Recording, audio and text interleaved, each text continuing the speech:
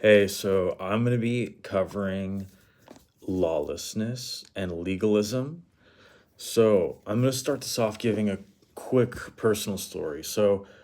I had known a person for about a month or so, and I had told him kind of that, like, I keep the law, the Torah of the Old Testament, and then we got in like an argument basically because I was trying to make like a paraphrase of the King James version because I was in a very like low education church basically, like four people hadn't graduated sixth grade, and I mean that's including one of the elders and all that stuff. So I thought I would just try to simplify some verses basically, make it shorter. But basically, like, he said that he thought my idea of grace was lasciviousness, and so this is him like poorly quoting the New Testament, because what he meant by lasciviousness was that I keep the law. So he heard lasciviousness and he thought it had to do with the law.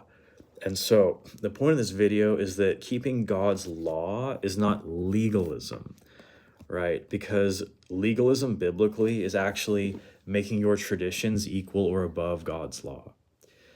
Okay?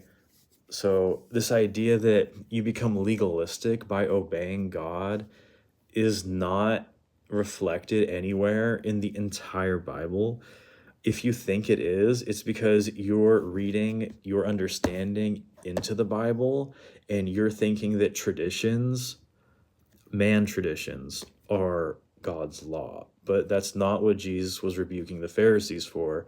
He was rebuking them for actually breaking God's law and putting their traditions above God's law, kind of how modern churches celebrate pagan holidays, don't obey the Sabbath, and then ask for tithes despite not keeping God's law, which is where you find the tithe, right? And so before you sort of like weak in the faith Christians accuse someone of being legalistic, reflect to yourself, how are you being legalistic? Because who's more legalistic, the person who obeys God's commandments, right? And who gave the Israelites the commandments on Mount Sinai, right? God, Jesus. Calling it the law of Moses is kind of a word trick, sometimes when people say it. So think about it, like, is it a sin to obey God? Is God's law actually holy, just, spiritual, and true, like Paul said? Is Paul a hypocrite? Is he contradicting himself? Is he sneaky? Right? No, he's in line with what Jesus taught. All right, so yeah, obey God. Peace out.